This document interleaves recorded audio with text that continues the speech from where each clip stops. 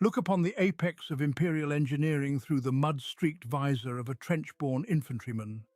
To the common soldier shivering in the muck, the Baneblade is not merely a vehicle, but a rolling cathedral of wrath. It is a multi-story fortress of forged adamantium that blots out the pale dawn. 11 distinct weapon systems bristle from its terraced hull, each cannon and heavy bolter a sanctified instrument of the Emperor's divine retribution. It casts a long, cold shadow over the shattered trench lines, turning the bleeding battlefield into a grand aisle for its sacred procession. Behold the magnificent iconography of the God Machine. Purity seals the size of command banners flutter heavily in the toxic wind, bearing litanies of destruction written in the blood of martyrs. Golden Aquilus gleamed defiantly through the thick, oily smog of war, promising total annihilation to the Xenos and the heretic. Even at a resting idle, the roaring thrum of its massive power plant sends seismic tremors through the deep bedrock. That rhythmic mechanical heartbeat rattles the teeth and vibrates the marrow of men standing 100 yards away.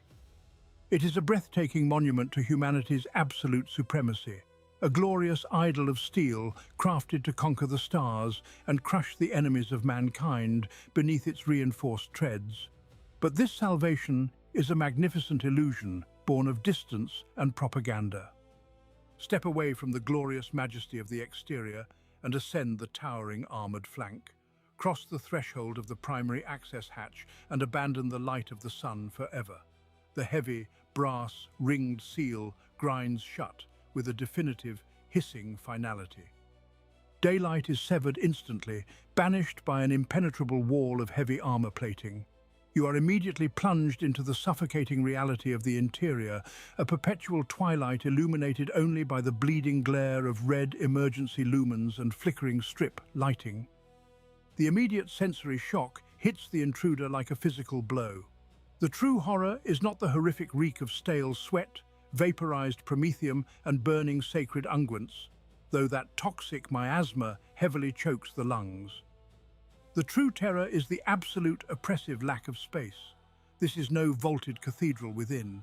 It is a treacherous iron womb, a painfully cramped and jagged metal box designed with zero regard for the fragile flesh of its inhabitants. Protruding power conduits, unshielded heating coils and spinning drive shafts threaten to brutally maim any who move without perfect caution. The human body is a complete afterthought here, a mere biological component crammed into the agonizingly tight negative space left behind by the massive ammunition hoppers and humming targeting cogitators. Outside, the Baneblade projects a godlike silhouette across the blasted wastes, inspiring fervent cults of devotion from the lowly rank and file. Inside, it is a miserable, claustrophobic prison of grease, deafening noise, and relentless physical misery. There is no grand glory to be found in the belly of the beast, only the relentless, suffocating heat of the roaring engines and the omnipresent daily threat of explosive immolation. The heavy hatch locks completely tight, sealing away the wide sky and the fresh air. In this cramped metallic purgatory, the ancient machine spirits demand their heavy tithe of suffering, and the 10 mortal souls bound to operate this Leviathan must take their designated stations in the dark. Chapter 2. 10 Souls in a Metal Box. The Anatomy of Confinement. Within the armoured carapace of the super-heavy chassis, there are no heroes. There are only 10 tightly packed biological components, wedged mercilessly into a machine that was never designed with human comfort in mind. The Adeptus Mechanicus builds armoured shrines to raw firepower, not padded sanctuaries for mortal flesh. The internal architecture of the tank treats the crew as entirely secondary to the cavernous, reinforced ammunition racks and the thumping radioactive heart of the immense engine block. Flesh is cheap in the Imperium, but the colossal shells of the primary battery are sacred. Every single surface within this iron box is hard, angled, and utterly hostile to the frail human form. There is absolutely no room to stretch out a cramped muscle, no height to stand up straight, and barely enough ambient volume to draw a deep, unrestricted breath. If you shift your weight blindly in the dark, kneecaps bash agonizingly against cold iron rivet heads, and elbows scrape raw against exposed, sparking wire conduits. Consider the unforgiving spatial geography of this rolling tomb. High above the central deck, the commander is squeezed tightly into the observation cupola, his shoulders perpetually hunched against the sloped plasteel ceiling. Directly below his boots, the primary gunner and the loader are forced into a permanent, aching crouch alongside the massive, heavily greased breech of the primary cannon. They are separated from sudden, crushing death by mere inches of mechanical clearance. Further out on the flanks, the sponson operators are isolated in their own vibrating metal blisters, completely cut off from the main crew compartment and continuously shaken by the relentless tremor of the track links. Far forward, buried deep within the ultra-dense armor of the front glacis, the driver sits essentially paralyzed, staring out into the nightmare of total war through a brutally narrow slit of thick armor glass. It is vital to understand the sacred crew complement of the mighty Mars-pattern Baneblade. To effectively operate this rolling cathedral of destruction, the strictures of the machine cult dictate a standard operating crew of 10 distinct souls. This mandatory roster includes the commanding officer, the primary driver, the chief gunner, the heavy munitions loader, a dedicated comms operator, an assigned engine seer to soothe the belligerent machine spirit, and 4 secondary operators split between manning the hull-mounted demolisher cannon and the sponson weapon arrays. These 10 men are bound together by an intricate, highly dangerous physical choreography. They are entirely dependent on each other's precise, drilled movements, just to avoid physical dismemberment from the tank's own internal mechanisms. A loader who steps a fraction of a pace out of rhythm will be instantly pulverized by the violent recoil of the primary cannon breech. A sponson gunner who shifts his footing without warning risks catching his uniform in the exposed auto-loading gears. They remain locked into their respective stations, entirely unable to move freely, bracing their bruised bodies against the unyielding bulkheads as they wait for the engine's true awakening. Yet this suffocating physical confinement is only the first layer of their torment. As the colossal power plant begins to cycle and build heat, the stagnant atmosphere inside the sealed hull undergoes a sudden, violent change. To be pressed into the iron belly of this behemoth is to be swallowed by an olfactory nightmare. The physical confinement is merely the first trial for those bound to its service. The atmosphere within the hull does not merely surround the crew, it actively assaults them. This is a machine spirit that has drawn breath for 3,000 years. The air it exhales is thick, heavy, and permanently tainted by the millennia of warfare it has endured. To inhale is to draw a sickening blend of ancient, unrefined promethium fumes deep into the lungs. This noxious vapor is laced with the sharp, metallic tang of burning ozone bleeding continuously from the massive Las capacitors. Yet beneath the industrial pollution lies a far more organic, far more wretched foulness. It is the sour, inescapable stench of recycled sweat and sheer, unadulterated terror wrung from generations of dead crewmen. Their mortal fear is literally baked into the iron. The very walls of the crew compartment are eternally slick with a grotesque glaze. It is a vile mixture of heat condensation, leaking machine oil, and centuries of dried blood that no servitor can ever fully scrub from the deck plating. Every surface weeps with this dark history. When a gunner reaches for his firing yokes, he must grip controls coated in a slick, greasy texture left behind by the trembling hands of 1,000 martyred predecessors. The heat generated by the roaring multi-fuel engine is absolute. It manifests as a suffocating humidity that clings to the skin like a funeral shroud. The law of the Adeptus Mechanicus dictates the function of the life support systems with cold, unyielding pragmatism.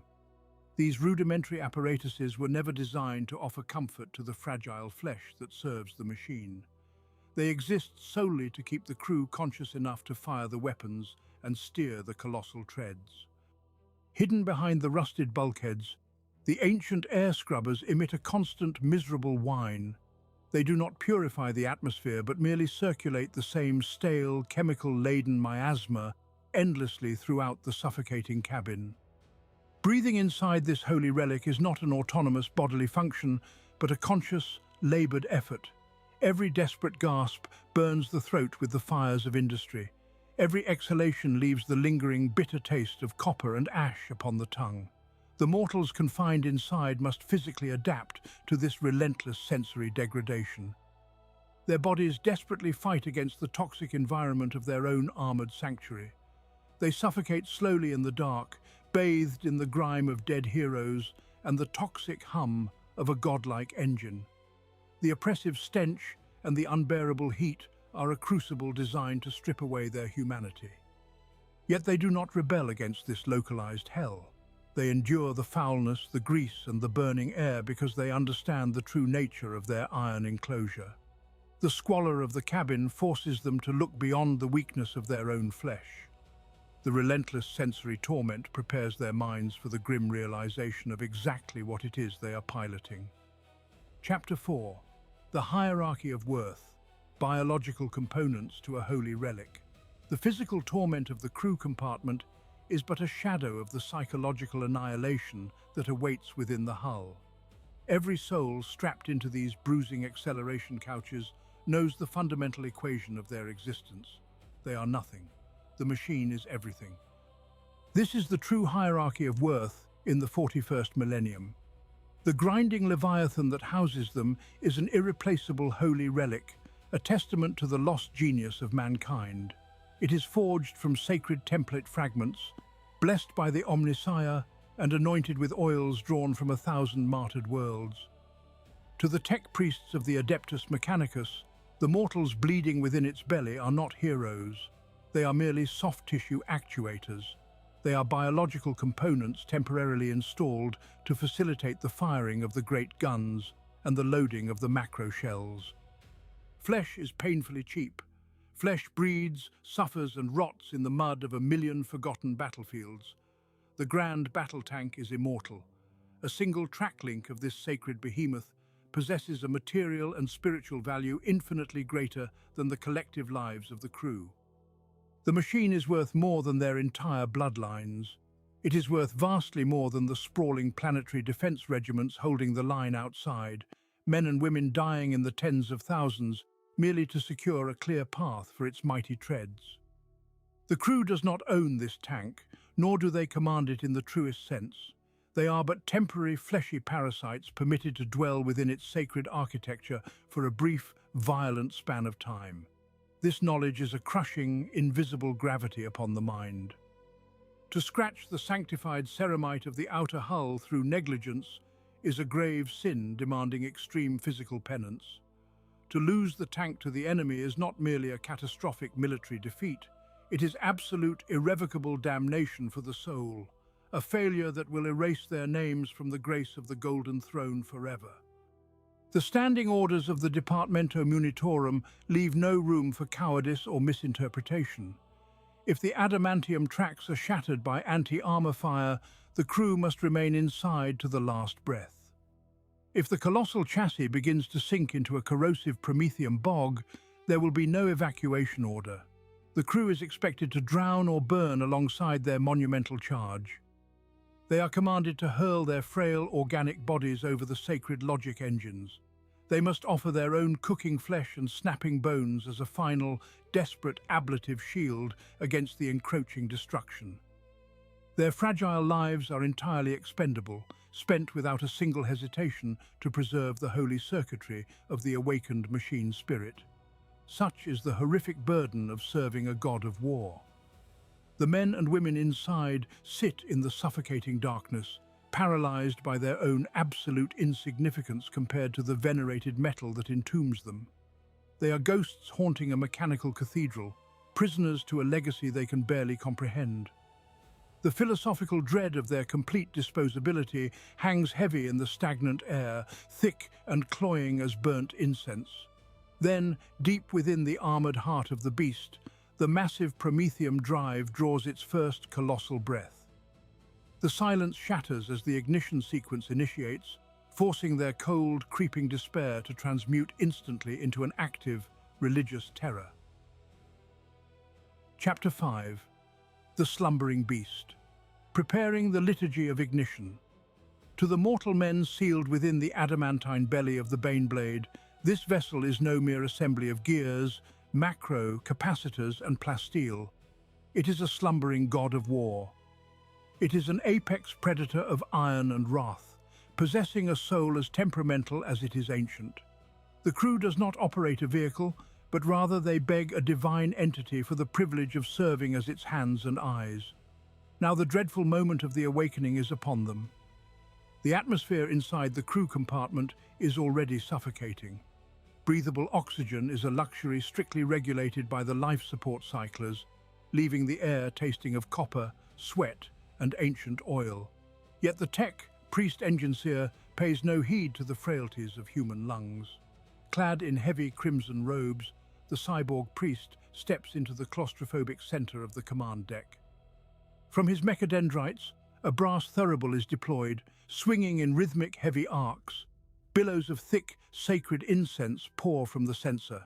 The blinding smoke rapidly fills the tiny cabin, choking the crew with the heavy scent of myrrh and consecrated unguents. The mortal crew members dare not cough. They hold their breath in terrified reverence, their watering eyes fixed entirely on the dormant surveyor panels. Tension thickens the ruined air as the men engage in the desperate superstitions of the Imperial Guard armor regiments. A gunner reaches out in the gloom to tap a specific tarnished rivet 3 times in rapid succession. A loader continuously murmurs the protective verses of the litany of unbroken armor, his cracked lips barely moving. The commander's gloved hand tightly clutches a silver aquila pendant, pressing the jagged edges into his palm until it bleeds. They know the catastrophic danger of this holy communion. To wake a sleeping predator is to invite its immediate fury. The machine spirit of a super-heavy tank is famously aggressive, imbued with the digital echoes of 10,000 years of slaughter. If the engineer's intonations are flawed, or if the spirit judges the flesh within its shell to be unworthy, the punishment is absolute. The massive multi-fuel power plant could instantly detonate in a spasm of mechanical disgust. Before they ever see the battlefield, the crew would be incinerated alive, reduced to nothing but ash and fused bone within a sealed, untouchable tomb. Through the suffocating grey haze of the incense, the first brass dials begin to twitch. Runic displays flicker to life across the bulkheads, casting an ominous emerald glow over the terrified faces of the men. The slumbering beast is shifting in the dark. The engineer halts the swinging thurible and raises a trembling, augmented digit toward the grand rune of the ignition shrine. The suffocating silence of the ritual reaches its breaking point, waiting only for the singular spark that will command the colossal reactor to burn once more. Deep within the armored belly of the war engine, the tech priest engineer approaches the pulsing heart of the beast. Centuries of desperate battlefield repairs have stripped away the original containment plating. What remains is a horrific tangle of exposed power conduits, writhing and sparking like the flayed arteries of a mechanical leviathan. These are the sacred veins of the massive promethium drive, bleeding raw kinetic heat into the cramped and suffocating steel chamber. To awaken the reactor is to court atomic annihilation. The engineer extends a trembling mechadendrite, its tip dripping with a highly toxic, corrosive unguent blessed by the Omnissiah. This sacred oil must be applied directly to the live, snapping cables to appease the agitated machine spirit. It is an act of supreme and visceral danger. A single millimeter of miscalculation, a momentary tremor of a servo motor, will ignite a surge of highly volatile promethium that would instantly incinerate the entire engine compartment in a localized firestorm. As the caustic holy oils sizzle against the bare wiring, the tech priest begins the canticles of ignition. The chant is not born of human vocal cords, but from a rusted augmetic emitter fused to the priest's ruined throat. It is a horrific dialect of binary screeching, a static-filled barrage of mechanical shrieks that violently grates against the eardrums of the surrounding mortal crew. The agonizing sound echoes endlessly off the bolted iron walls, vibrating through the teeth and bones of every soul trapped within the hull.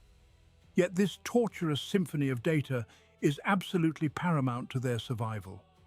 Within the grim theology of the Adeptus Mechanicus, religion and engineering are hopelessly and perfectly entwined.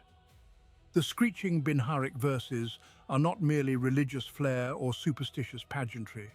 They are the literal physical maintenance protocols of a forgotten technological zenith, degraded over 10,000 years into mindless religious dogma. The prayers are acoustic activation codes. The chanting sets the required harmonic resonance to align the magnetic containment fields, and the sacred unguents act as primitive chemical sealants to prevent a catastrophic reactor overload.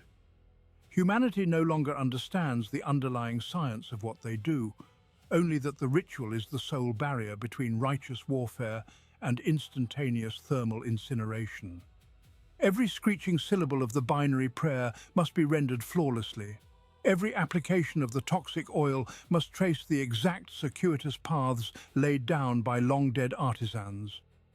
The engine seer works in a state of religious ecstasy and calculated terror, bridging the gap between blind faith and the raw physics of hyper-combustion mechanics. The sparking arteries finally begin to glow with a stabilized, blinding azure light as the final verse of the static hymn abruptly ceases.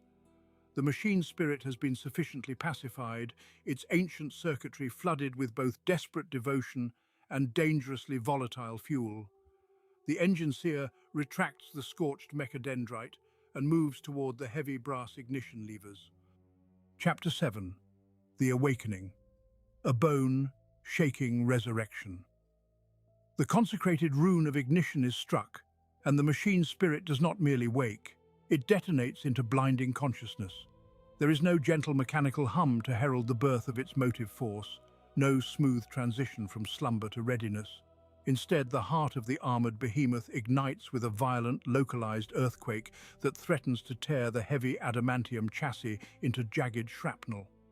The colossal Prometheum reactor catches its holy spark with a monstrous, deafening roar. It is a sound so absolute, so suffocatingly loud, that it instantly drowns out all rational thought, replacing the very minds of the crew with pure auditory violence. This is the unbridled fury of the motive force, made manifest in the physical realm. A colossal, sustained vibration blasts outward from the heavy containment shrine, tearing relentlessly through the thickest armored deck plating. The seismic tremor travels brutally up through the rusted iron floor grates, bypassing the heavy trench boots of the crew to strike directly into their fragile mortal bones. An unnatural kinetic shockwave surges straight up their spines, a jagged wave of raw engine power that violently rattles their teeth in their skulls. The sheer physical trauma of the awakening reactor causes the eyeballs of the gunners and loaders to vibrate sickeningly within their fleshy sockets, blurring their vision into a smeared haze of red emergency lumen light. Every single soul inside the cramped fighting compartment is instantly battered by the concussive force of the roaring drive. To stand unsupported in this mechanical tempest is to invite shattered kneecaps and broken ribs.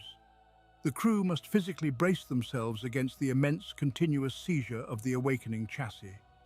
They desperately grip the heavy iron handholds protruding from the interior walls until their calloused knuckles turn stark, bloodless white.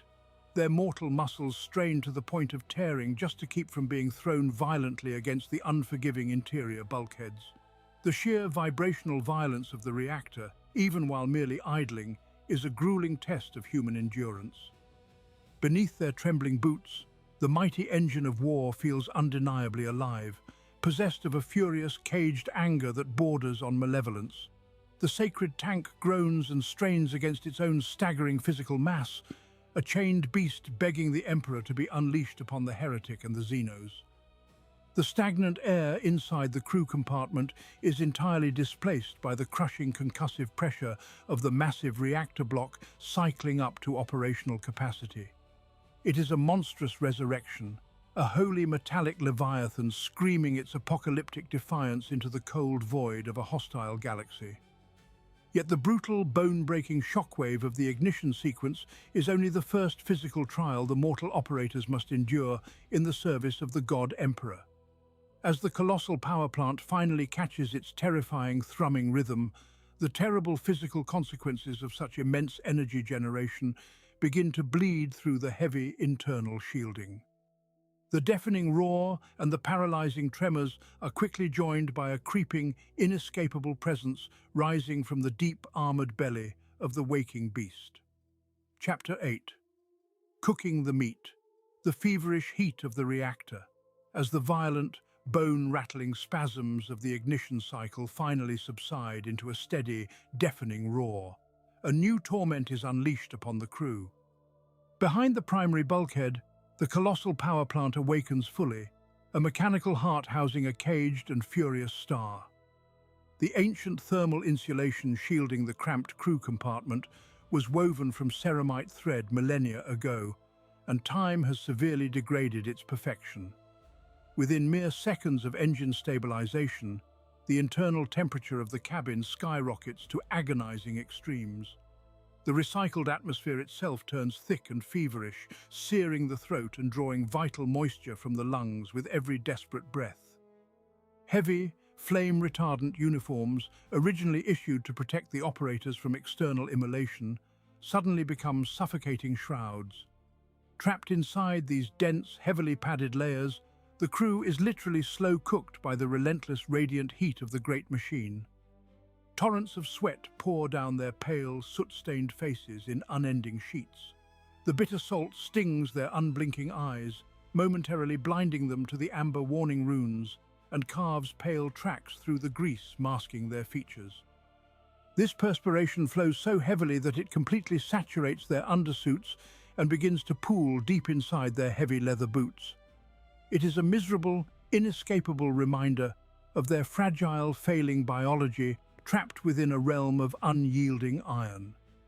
The physical environment around them rapidly shifts into a claustrophobic labyrinth of tactile horror. Every metal surface, every vibrating rivet, and every exposed cog of the interior hull radiates an invisible, lethal menace. The crew must move with calculated paranoia, for any careless shift in posture brings profound agony. Should a stray hand, an unshielded forearm, or an exposed cheek merely brush against an uninsulated bulkhead, the bare skin is instantly blistered and seared right down to the weeping meat. The sharp hiss of burning flesh and the sickly sweet stench of charred protein are accepted as merely another form of holy incense inside the belly of the war engine. Yet trapped within this suffocating mobile oven, not a single voice is ever raised in complaint or despair. The men and women of the crew embrace this excruciating torment with absolute, unbreakable religious fatalism. To the deeply faithful, this agonizing heat is nothing less than the Emperor's purifying fire made manifest. It is a divine, cleansing radiation that burns away their mortal sins, their doubts, and their lingering human weakness. This bodily suffering is strictly viewed as a necessary physical penance, the agonizing tithe demanded of mere mortals privileged enough to wield his most devastating instruments of war. They sit rigidly at their iron thrones, suffering the creeping, dizzying stages of severe heat stroke and profound, dangerous dehydration. Their blood thickens as their dying cells scream for water, yet they dare not break their absolute concentration. They are expected to wage a complex war with extreme surgical precision, translating the brute thermal force of the engine into calculated slaughter. Fighting through the encroaching delirium, they hold their stations with fanatical, unwavering devotion. The great engine violently drives them forward now, the holy Leviathan lurching into unstoppable motion across the blasted earth. With the metal beast truly alive and prowling toward the enemy lines, the surviving operators force their blistered hands down upon the primary targeting consoles, turning their fevered minds toward the apocalyptic wrath of the main battery. Within the roasting iron belly of the advancing Leviathan, the suffocating heat is suddenly shattered by the deafening claxons of active engagement. The primary augers have locked onto the enemy, and the true toll of battle now shifts entirely to the gun deck. The primary Baneblade cannon is a starving god of war, and it demands immediate tribute. This ravenous deity is fed with mass reactive shells that utterly defy human scale. Each individual munition is a terrifying cylinder of heavy brass and volatile explosive, as thick as a man's torso and reaching a guardsman's chest. Weighing many hundreds of pounds, these monolithic cartridges represent the brutal pinnacle of Imperial ballistic doctrine. To manually haul them from the deep armoured magazines up to the ready cradle is an agonizing trial of sheer, desperate brute force. The dedicated loaders are rapidly reduced to bruised and bleeding labourers pushed far beyond their physical limits. Their skin is slick with a vile mixture of engine sweat, leaking hydraulic fluid, and their own blood. They heave blindly against the dead weight of the massive shells in a claustrophobic cabin where the air is already thick with the toxic, suffocating stench of raw cordite. Yet the sheer crushing mass of the ammunition is merely the beginning of the horrors they face. The true nightmare of the fighting deck is the temperamental autoloader itself. This ancient mechanism is a massive hydraulic claw designed to hoist the macro shells from the loading cradle and violently ram them into the firing chamber. It is a blind, unthinking brute of industrial iron that possesses no safety protocols and recognizes absolutely no difference between an armored shell casing and fragile human flesh. The exhausted loaders must perform a deadly, desperate ballet around this unforgiving machinery. They physically wrestle the immense shells into the waiting grips, while constantly dodging the violent, jerky movements of the automated rammer. To slip on the sloped, heavily vibrating deck is to invite instant and horrific dismemberment. If a careless hand or an exhausted arm lingers even a fraction of a second too long in the path of the loading rail, the ancient mechanism does not hesitate. Human flesh and bone caught in the closing breach are instantly sheared away. Limbs are crushed into bloody ruin without ever slowing the merciless grinding cycle of the autoloader. Many desperate souls have been offered as unintended bloody sacrifices to the cold machine spirit of the great gun. The suffocating air is filled with the agonizing metallic shrieks of strained servos as the iron claw hoists its lethal burden upward toward the waiting cannon. With a heavy, final, reverberating clang of solid iron striking iron, the titanic shell is brutally seated into the dark maw of the breach. The massive locking block slides violently upward like the inescapable door of a fortress vault. It perfectly seals the explosive payload within an impenetrable tomb of blessed adamantium. The utterly exhausted loaders fall back against the blistering bulkheads, gasping for breath in the toxic atmosphere as they cradle their shattered knuckles. The mechanical god has been successfully fed. High in the command throne above the sweating gun crew, the vehicle commander stares coldly into the glowing crimson reticule of the primary auspex. The target is clearly marked and entirely doomed. His voice cuts through the deafening roar of the idling engines, drawing in a breath to utter the single command required to unleash absolute devastation upon the enemies of mankind. The firing rune burns an angry crimson across the gunner's targeting manifold. With the holy ordnance locked securely within the iron belly of the breach, there is nothing left to do but unleash the apocalypse. The gunner utters a final breathless prayer to the God Emperor and depresses the heavy firing stud. For a single agonizing microsecond, there is absolute silence inside the adamantium tomb of the Baneblade. It is the final heartbeat of a world about to end. It is a fleeting instant of stillness before the primer strikes and the universe tears itself apart. Then the massive propellant charge ignites and hell is born anew. Outside the heavily armoured hull, the wrath of mankind manifests as a blinding, apocalyptic flash of godlike energy. A colossal mass-reactive shell accelerates through the sanctified barrel and erupts into the chaotic battlefield. The sheer thermal blooming of the colossal muzzle flash instantly vaporizes the armor of lesser heretic engines. Traitorous infantry are reduced to floating ash before the roaring shell even makes contact with the earth. When the mass-reactive warhead does strike its target, it violently obliterates reinforced ferrocrete bunkers, reducing them to craters of pulverized dust and twisted rebar. The enemies of the Imperium are utterly annihilated in a fraction of a second, wiped from the mortal plane by an act of supreme technological violence. But true war in the grim darkness of the far future is never a clean or cinematic triumph. For the loyal servants trapped inside the belly of the beast, firing the primary cannon is an act of violent, self-inflicted physical trauma. The unyielding laws of physics demand a brutal tithe for the sheer magnitude of destruction unleashed upon the enemy. As the shell violently vacates the barrel, the counterforce travels backward with terrifying malice. The Baneblade is equipped with massive hydraulic dampeners featuring iron pistons thicker than the torso of an armoured Adeptus Astartes, all designed to absorb the catastrophic recoil. Yet against the fury of the main gun, they are woefully insufficient. The titanic kinetic energy cannot be fully negated by mere machinery. It can only be redirected.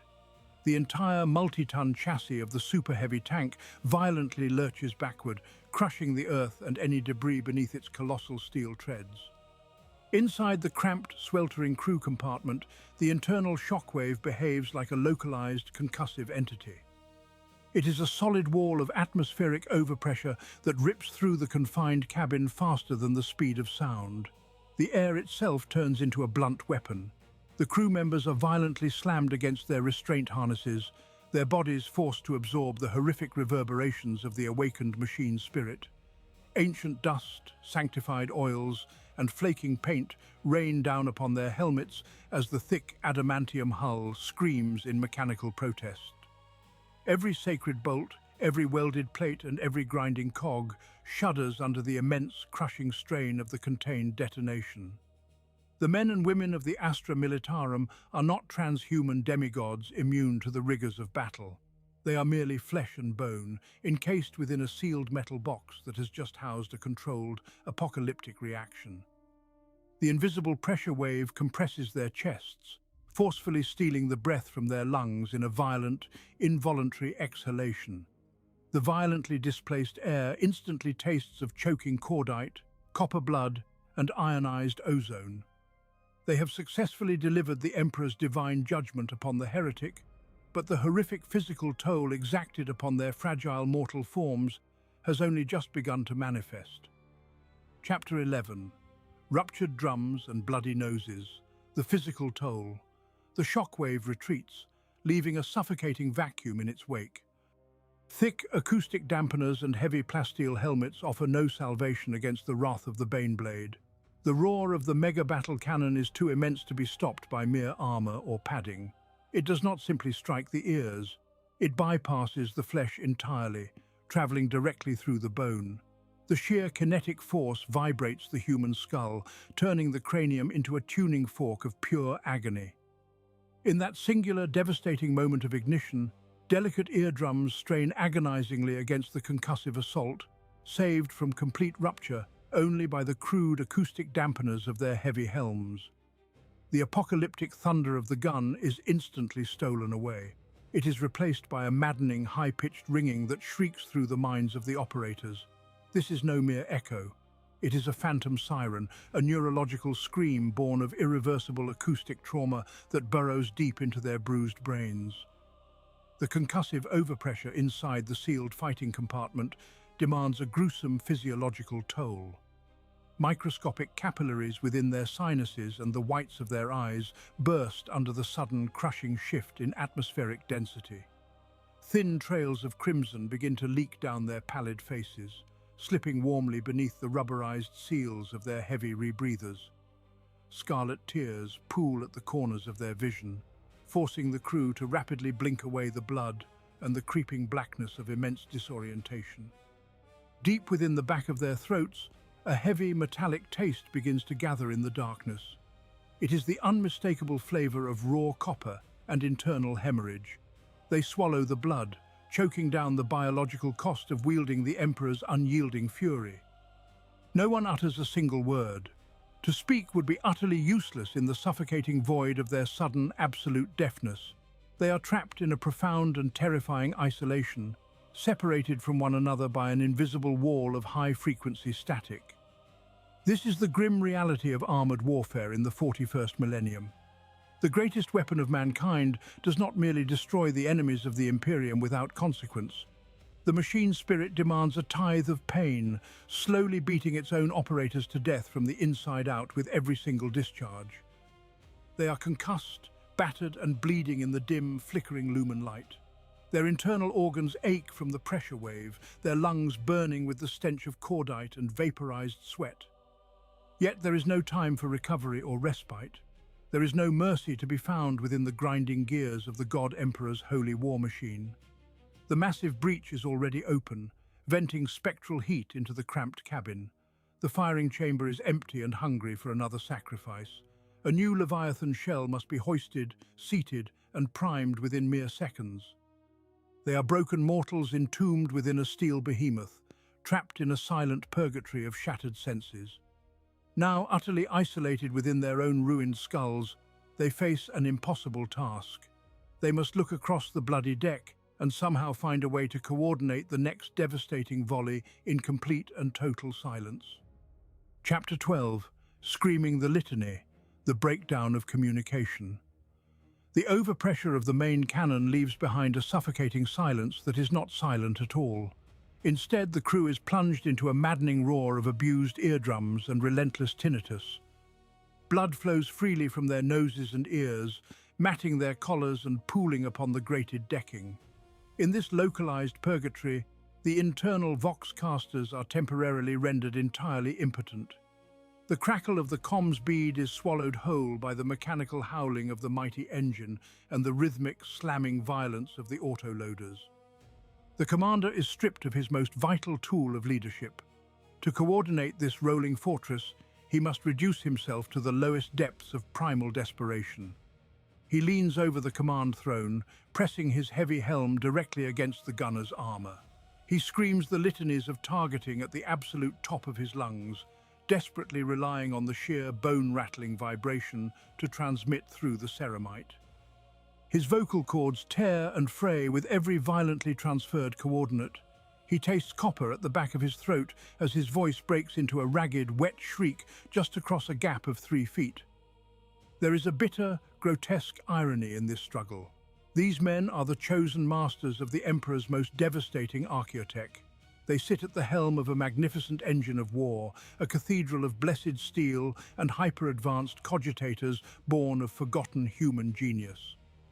Yet inside the belly of this divine construct, they are reduced to the mannerisms of primitive brutes.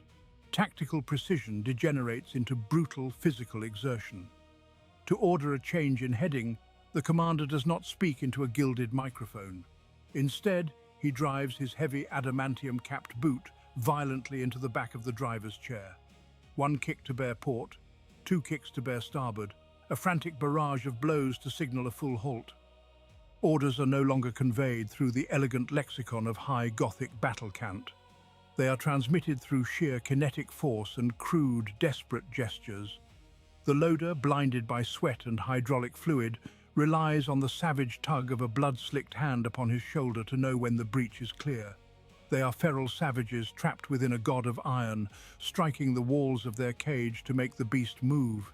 It is a theatre of absolute, suffocating chaos. The finely tuned doctrines of the Tactica Imperialis dissolve into a frantic pantomime of survival. They must maintain the relentless tempo of destruction while completely divorced from the auditory reality of the battlefield. Their ears provide only a torturous, high-pitched wail that threatens to drive them mad. Yet the terror of this sensory deprivation is only beginning to take hold. For while their hearing has been violently stolen away by the wrath of their own weapon, the armoured shell that protects them exacts a further, darker toll upon their connection to the outside world. Soon, the ringing in their skulls will be matched only by the absolute blindness pressing against the periscopes. With the Vox network reduced to a graveyard of dead channels, a new and terrible reality asserts itself within the belly of the beast. The crew is completely blind. To seal a Baneblade for combat is to willingly entomb oneself within 300 tons of reinforced adamantium and plasteel.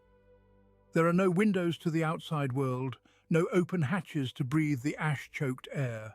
The vast, sprawling theatre of war, with its millions of screaming combatants and apocalyptic vistas, is abruptly erased. In its place remains only a terrifying, hyper-focused tunnel vision. The commander and the driver are now entirely reliant on ancient, temperamental machine spirits to perceive the hellscape they navigate. They lean into their restraint harnesses, their eyes burning as they stare desperately into the narrow optical periscopes. These thick glass prisms are the only physical conduits to the outside, yet they offer no salvation. The lenses are scratched by the debris of countless campaigns, choked by centuries of ingrained soot, and now painted thick with the wet, fresh mud of the current slaughter. Through these filthy apertures, the commander can perceive only a tiny, violently restricted cone of the battlefield. Shadows dance and blur across the glass, transforming the apocalyptic warscape into a series of unrecognizable, shifting shapes. The rest of the world is reduced to the sickly, monochromatic glare of the Auspex screens. Deep within the claustrophobic crew compartment, these archaic phosphor monitors cast a ghostly green pallor over the sweating faces of the crew. The screens flicker endlessly, plagued by magnetic interference and the dying static of a ruined atmosphere. Ghost echoes and phantom blips swarm the readouts, making it impossible to distinguish between the wreckage of Allied armor and the advancing hordes of the enemy. They are trapped in a moving mausoleum, completely at the mercy of imperfect, decaying sensors. The absolute disconnect between the limitless carnage raging beyond the hull and the suffocating blindness inside the cabin breeds a unique, agonizing paranoia. They are gods of the battlefield, yet they suffer the terrifying vulnerability of the sightless. Every shadow on the cracked periscope glass could be a killing blow, every burst of static on the Auspex a phantom death sentence. Staring intently into the gloom, the commander and driver search for any fragment of truth in the green phosphor. But even as their sight fails them completely, the physical reality of the war cannot be denied. Though the screens show only white noise and the prisms offer only smeared filth, a different sense begins to register the unseen horrors directly below them. The immense superstructure of the super-heavy tank shudders, transmitting a sickening tactile truth upward through the cold metal deck. Deprived of the gift of sight, the crew of the Leviathan must rely upon a far more visceral communion with the battlefield. Sealed within their armored tomb, the men and women of the Imperial Guard cannot watch the ruin they inflict upon the arch-enemy. Instead, they feel it. The reality of war translates entirely through the cold floor plates beneath their heavy boots. Every motion of the 316-ton behemoth sends distinct, sickening vibrations up through the metal skeleton of the hull. As the adamantium tracks roll mercilessly forward, the auditory horror of the crush begins. Deep below the crew deck, a chorus of muffled snapping echoes through the localized darkness. It is the unmistakable sound of heretic armor buckling and giving way beneath unimaginable weight. The sickening crunch of plasteel and ceramite folding into itself reverberates like distant thunder. Interspersed with the mechanical tearing is a softer, far more gruesome resonance. Wet, popping impacts thud against the underside of the chassis. These are the fragile organic bodies of the traitorous horde being pulverized into unidentifiable paste. Hundreds of souls are extinguished beneath the treads every minute, yet to the crew above, these deaths register only as a continuously bumpy, nauseating ride. The massive tracks catch and snap limbs with rhythmic brutality. The dense bones of the corrupted shatter like brittle glass, caught inside the relentless grinding gears. At the helm, the driver experiences this auditory atrocity through the heavy yokes of the steering column.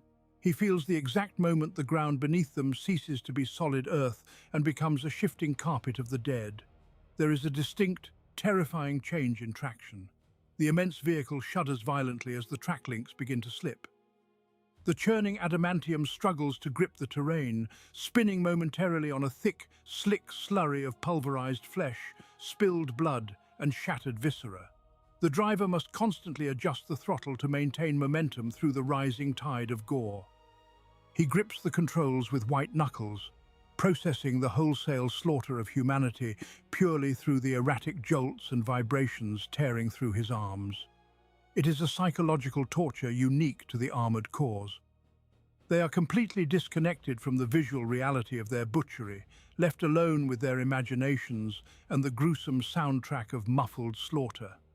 Every crushed skull and severed spine is merely another obstacle threatening to foul the drive sprockets.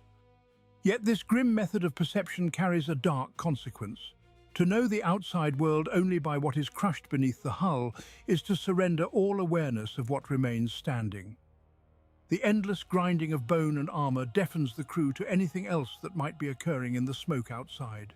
The utter reliance on the vibrations of the floor plates slowly twists into a suffocating terror.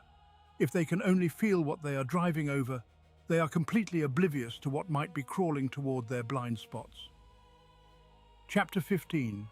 The Paranoia of the Invulnerable. Terrors of the Unseen. To leave the butchery behind is not to escape it. The sickening vibrations of bone and flesh grinding beneath the colossal treads finally fade, replaced by a far more insidious torment. Within the sealed, pitch-black belly of the beast, the crew is utterly blind to the external carnage. They are entombed in inches of the densest adamantium and ceramite ever forged by human hands, surrounded by an absolute physical security that offers no true comfort to the mortal soul. Instead, this sensory deprivation breeds a suffocating, inescapable paranoia. The oppressive darkness inside the cabin becomes a canvas for the frayed mind. Human imagination, when starved of sight and trapped in the abyss of war, inevitably conjures the darkest horrors the 41st millennium has to offer. The loader stares blankly at a featureless wall of riveted steel, painfully aware that only a hand's breadth of metal separates him from an uncaring eternity of death. He cannot help but wonder if a tyrannid lictor is currently scaling the outer hull, its chameleonic carapace blending perfectly with the battlefield smoke. He pictures the Xenos beast clinging silently to the sloped armor, its razor-sharp scythe claws probing and scraping for a vulnerable seam in the plating. Across the cramped compartment, the gunner grips his targeting controls with trembling, sweat-slicked hands. His exhausted mind whispers a different terror, convincing him that a traitor legionnaire has already maglocked a rune-scarred melter charge directly to the exterior bulkhead. He imagines the volatile, unholy charge ticking down a mere fraction of an inch from his skull. He can almost feel the phantom heat of the subatomic fire poised to instantly vaporize his face and boil his blood. Every stray scrape of debris against the exterior, every rattling vibration of the immense suspension system is magnified into an impending catastrophe. They are trapped within the supreme paradox of the Imperial war machine. This armored behemoth is an impregnable fortress, a rolling citadel of divine retribution that defies the wrath of monstrous Xenos and twisted heretics alike. Yet the crew understands the bitter, terrifying truth of their confinement. If the enemy does breach this sacred shell, there is absolutely nowhere to run. There are no trenches to dive into, no shadows to cower within, and no avenues of escape. The invincible metal box suddenly transforms into a claustrophobic, inescapable cage, suspended helplessly in a churning sea of unseen monsters. To crew a tank is to endure this psychological torture, to sit paralyzed in the blind dark and pray that the Emperor's blessed steel holds firm against the nightmare outside. The suffocating dread builds in their chests until the recycled air itself feels too thick to breathe. The tension stretches taut like a garrote wire across their throats as they wait in agonizing anticipation for the inevitable doom to arrive. Then, without a single warning, the universe shatters as an apocalyptic force slams directly into their side armor, turning the entire hull into a deafening, resounding bell of pure agony. Then the suffocating tension shatters. An armor-piercing round of unimaginable fury slams into the forward glacis. The sheer acoustic violence of the impact defies all mortal comprehension. It is the deafening toll of a monstrous cathedral bell rung by the iron hand of an angry god. The colossal war engine shudders violently down to its mighty tracks. By the grace of the Omnissiah, the exterior plating holds against the kinetic munition. Yet survival inside the sealed belly of a Baneblade offers its own unique brand of visceral horror. The crew is instantly deafened as the acoustic shockwave tears through the compartment. Their eardrums rupture and bleed as the monstrous metallic resonance echoes endlessly against the hardened adamantium bulkheads. The sheer acoustic violence of the strike is enough to bring hardened veterans to their knees, their eyes weeping blood. But the true danger of surviving a direct heavy hit lies in the brutal and unforgiving physics of kinetic transfer. The outer shell may not have been breached, but the catastrophic concussive trauma inflicts a deadly phenomenon known by veteran tankers as spalling. The staggering force of the exterior blow travels through the thick armor and causes the innermost layers of the hull to violently buckle and fracture. Razor-sharp chips of plasteel and ceramite physically shear off from the very walls meant to protect the crew. These jagged fragments instantly transform into lethal clouds of high-velocity shrapnel. Hundreds of white-hot metal splinters spray across the cramped crew deck like a hurricane of razor wire. They shriek through the recycled air and ricochet wildly off the interior consoles. The crew members instinctively collapse into the deepest recesses of their combat stations.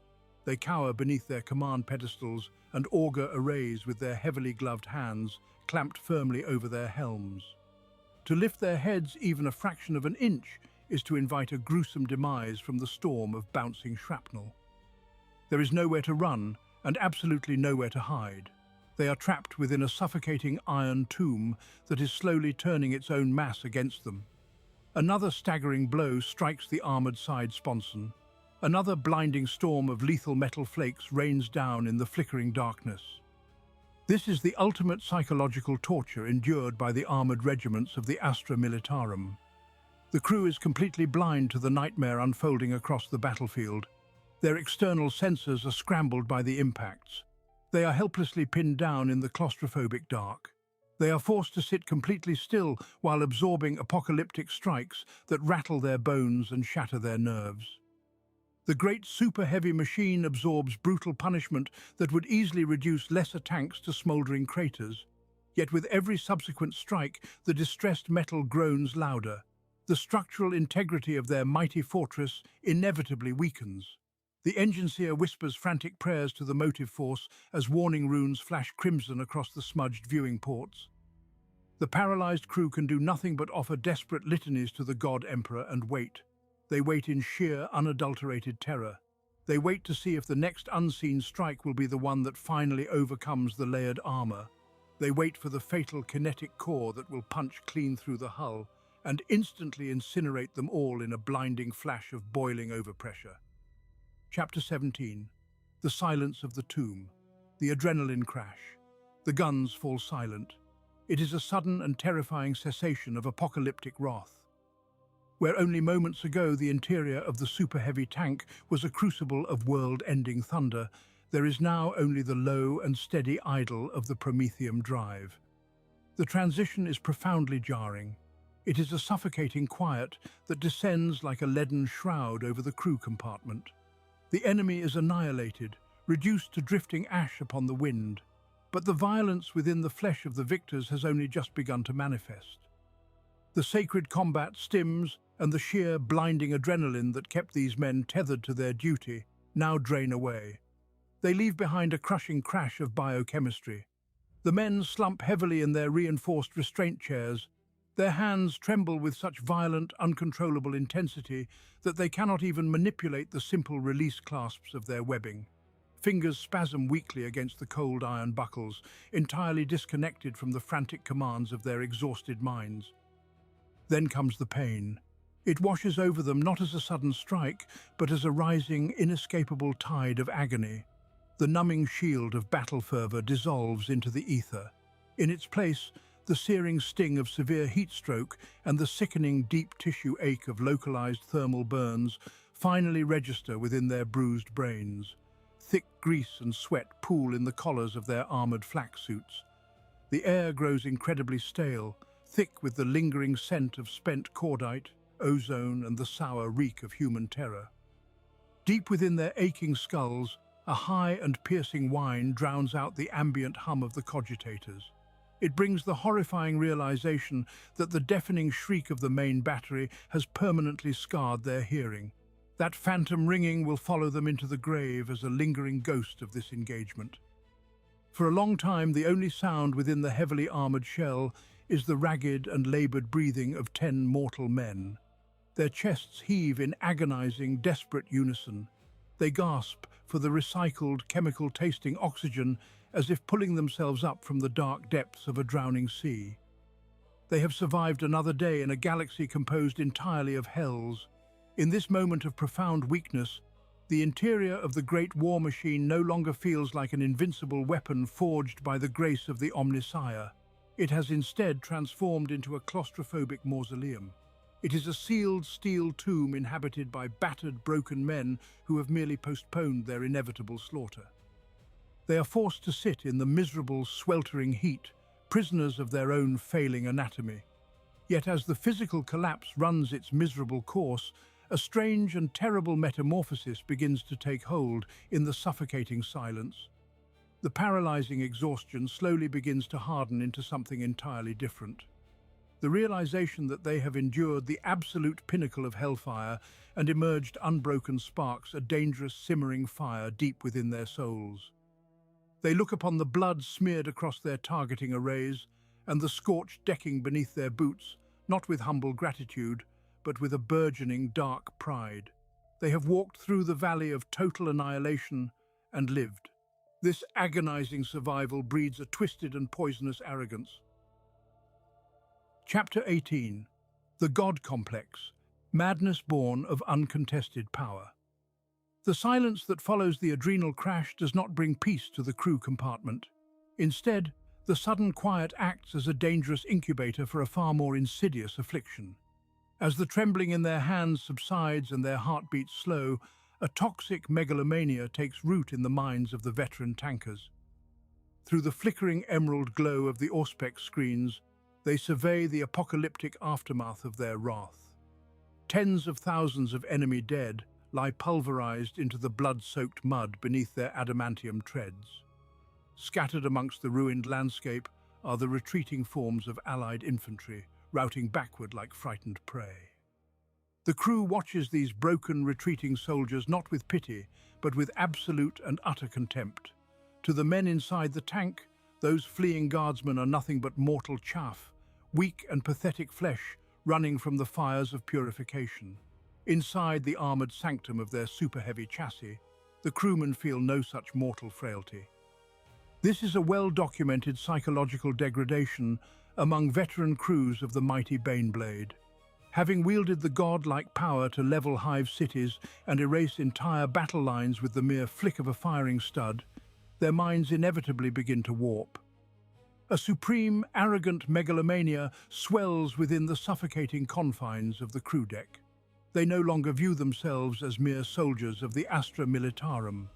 In their twisted perception, they have transcended baseline humanity to become literal avatars of the Emperor's unyielding wrath.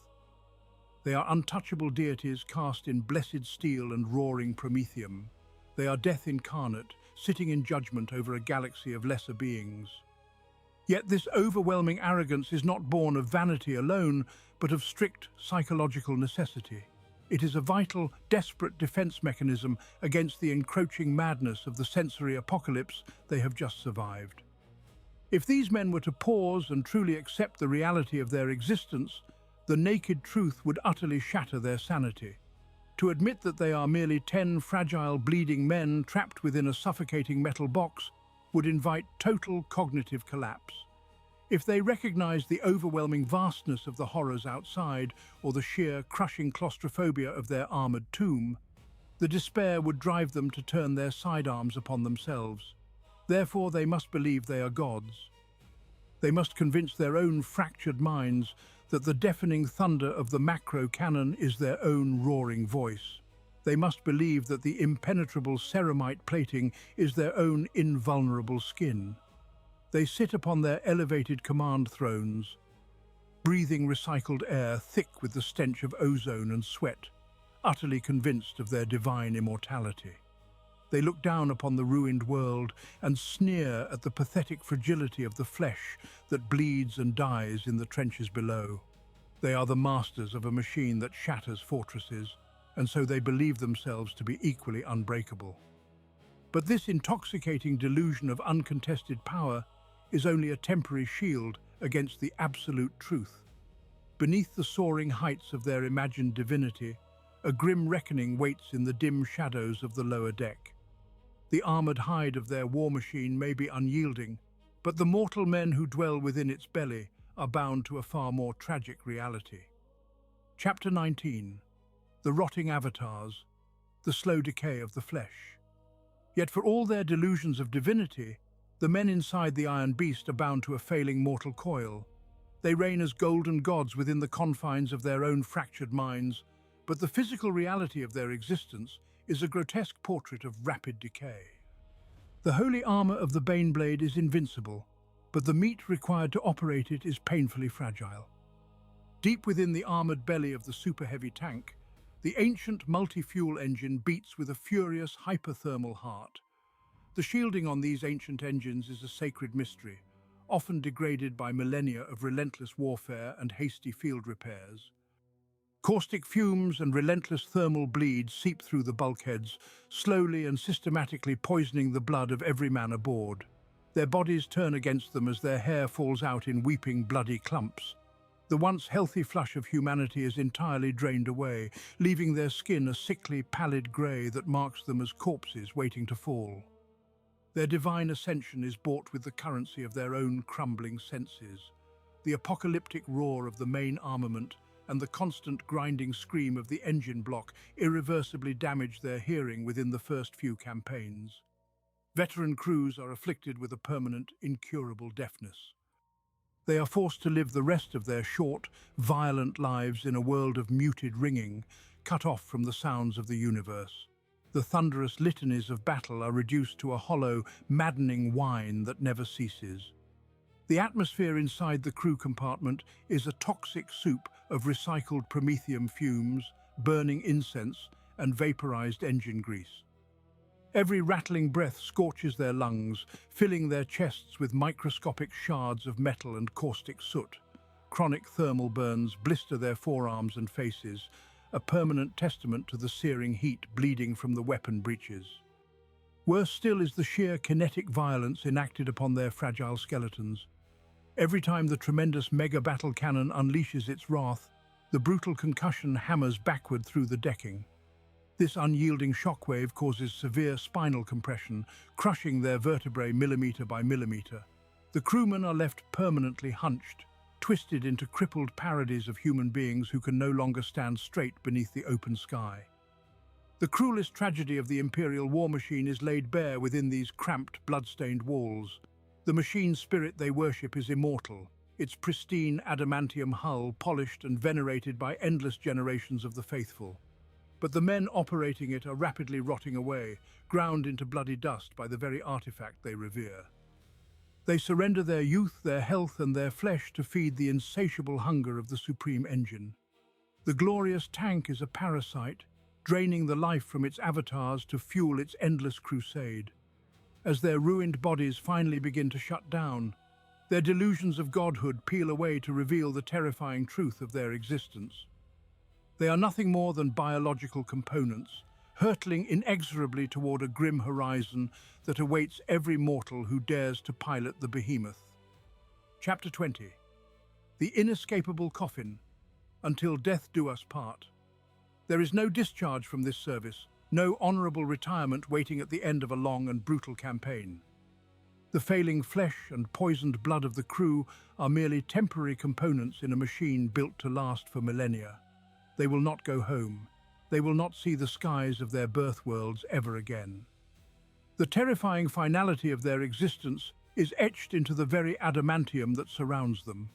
They are already dead men riding in a mechanical tomb, grinding forward in a deafening, boiling metal box until the day their luck finally and completely runs out. Every battle survived is simply a postponement of the inevitable. One day, across a nameless ash plain or within the ruined hive of a forgotten world, their number will be called. It will not be a glorious last stand sung by heroic remembrances. It will come from the blinding beam of a traitor Titan's volcano cannon, the hypervelocity strike of a Tau railgun, or the crude, lumbering treads of an orc gargant. The armor that has protected them for decades will finally fail. The penetration of the hull will be instantaneous.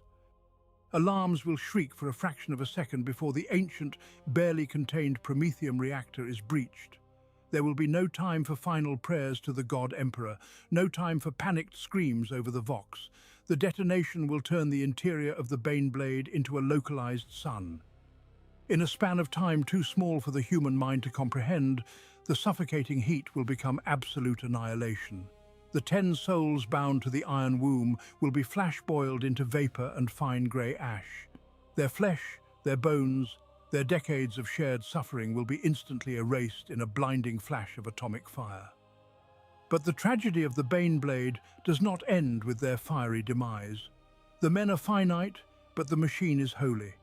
When the smoke clears and the battle lines shift, the Adeptus Mechanicus will send their retrieval crews to the smouldering wreckage. Tech priests will sing canticles of restoration over the scorched and blackened hull. They will not mourn the lives lost within. Instead, servitors will unseal the warped hatches and simply hose the grey ash of the former crew out of the crew compartment. The sacred adamantium will be scrubbed, the reactor core replaced, and the ancient machine spirit appeased with sacred oils and incense. Then, 10 fresh conscripts will be marched from the muster lines. They will look upon the towering behemoth with awe and terror, unaware of the ghosts whose seats they are taking. They will be wedged into the same suffocating stations, sealed beneath the same immense armor, and chained to the exact same fate. The deafening, torturous cycle of war will begin all over again. The great treads will turn, crushing the bones of the fallen into the mud, endlessly advancing in the name of the undying Emperor.